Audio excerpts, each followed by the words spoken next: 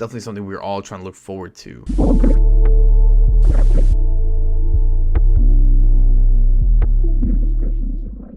What the fuck is up, guys? I'm back and I'm here. It's Friday. It's Friday and we got the new progress report. So we're going to jump right into it right now.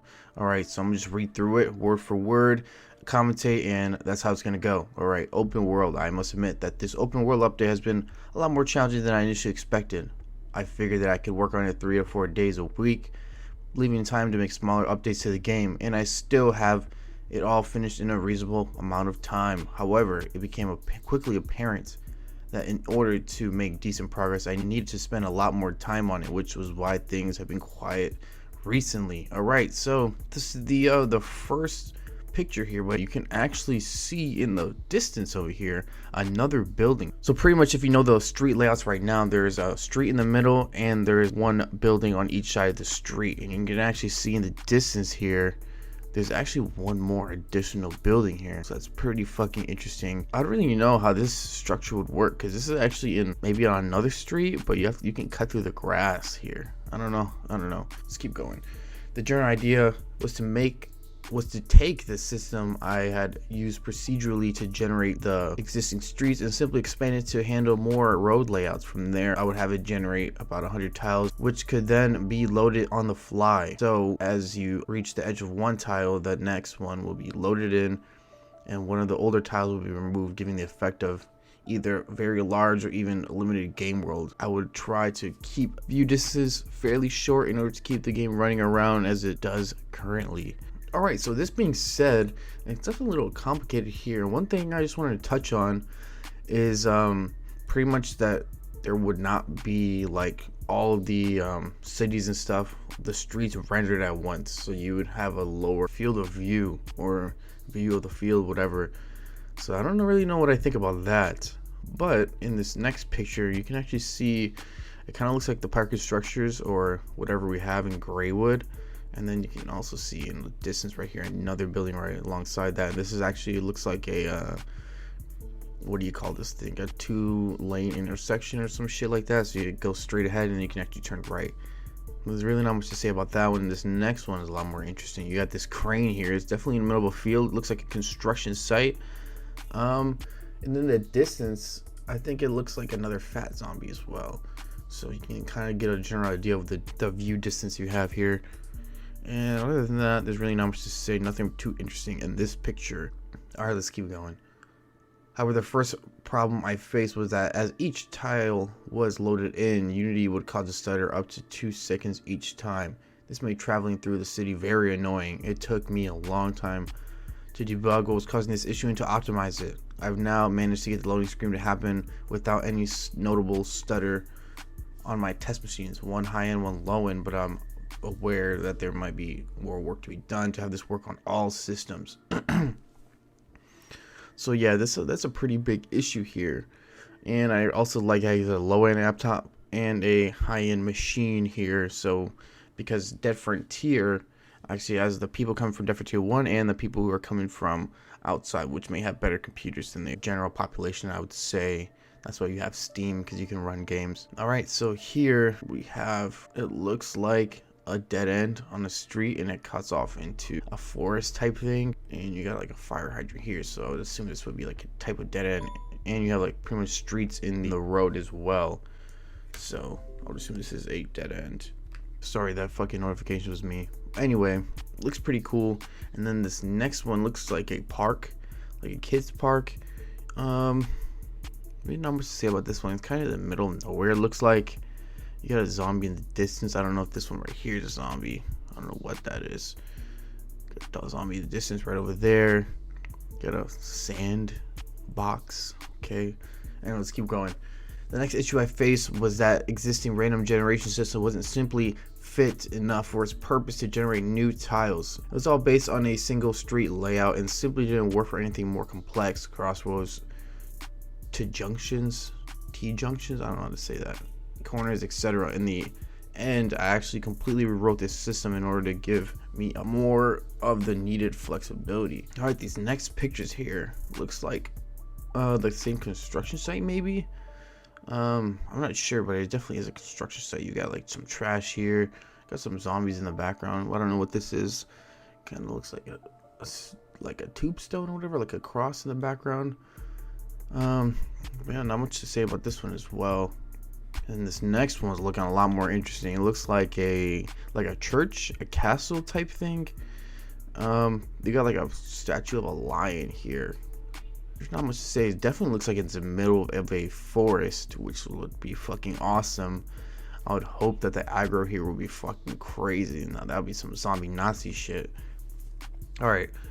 At this point I was quite happy with the world, but I was aware that it wasn't simply interesting enough. Yes, it was open world, but it had pretty much similar looking streets repeating over and over. One of the big complaints that people have is the lack of a visual variety for outdoor areas, so I knew I needed to expand things further. I decided to work on more interesting area types such as woods, fields, construction sites, graveyards, parks, etc. In order to do that, I of course needed to add some new environment objects to the game. Alright, so this one looks like a forest as well. Zombie right here.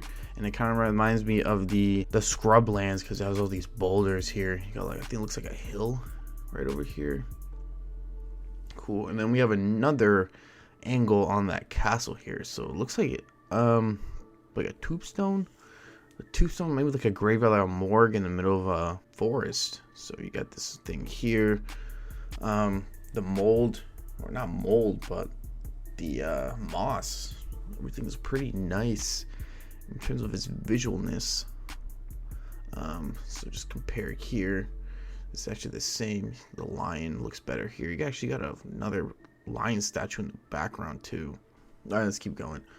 Unfortunately, I had forgotten just how fidgety and time consuming it can be to set up new objects to be included in the random generation. Each one needs a lot of work in terms of sourcing the artwork, adjusting materials and shaders, creating accurate optimized colliders, setting up LODs, I don't know what that is, and defining the rules for how the system should place that object. In total, I have added around 140 of these objects and still have a few more to do. This is, again, took me far longer than I had imagined. This was a lot more interesting. It looks like a circus. Not any zombies to be seen here, but yeah, you definitely got like the tents here. The color is kind of boring here. You would expect it to be a lot more vibrant, especially if it's a circus. Even if it was here for a minute, it might be a little bit more color. Yeah, I mean, that's pretty much it for that one. And this next one is like a cabin in the woods type thing. Pretty cool looking. Definitely better visuals. As it stands, I have an open world which I'm pretty happy with. There's a fair amount of visual variety and more to explore. The world feels large and realistic. Just running around hitting zombies in it feels a lot more entertaining than before, but I still have the following things to do.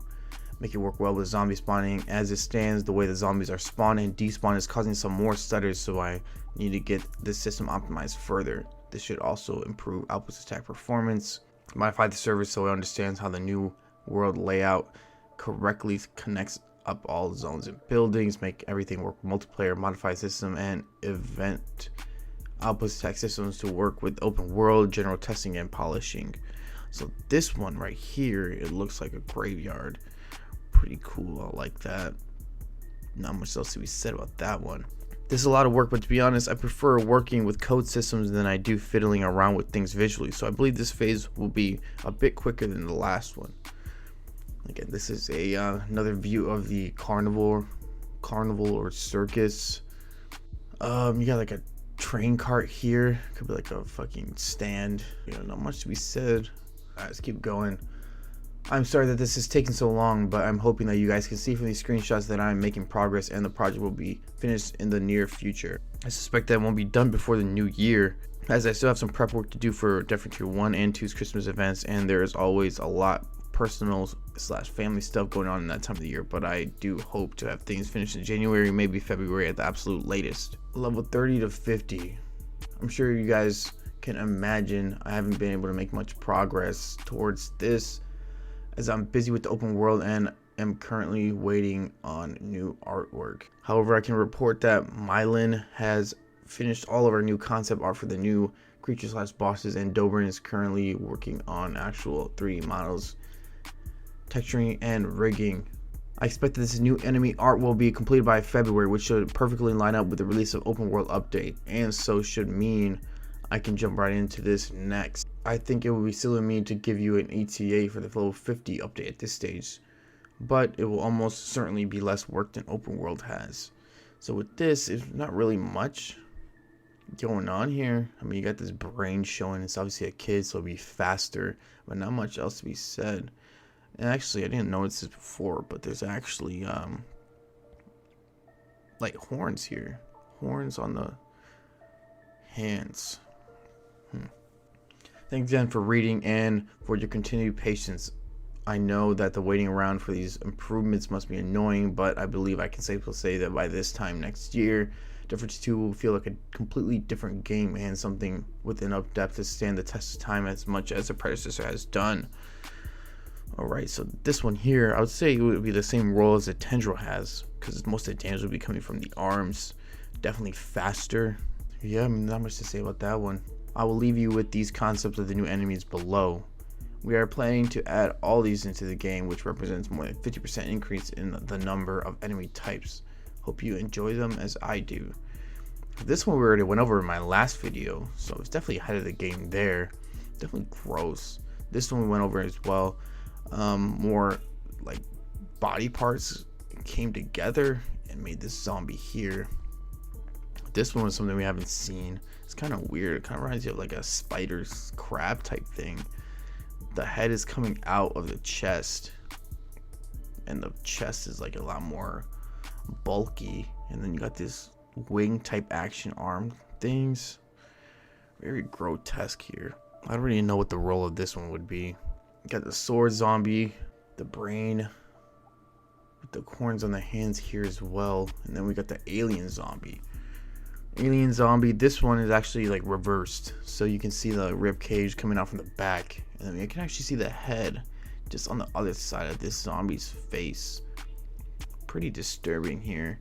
And then you got like long fingers, just long fingers. I wouldn't assume that this would do more damage. Maybe it's more intelligent than the other ones. I'm not sure. All right, and then we got the girl zombie. Not anything too crazy. And then the last one, he definitely left this for last for a reason here. Definitely something we're all trying to look forward to. So I'm pretty sure we're gonna be really small compared to this big ass zombie.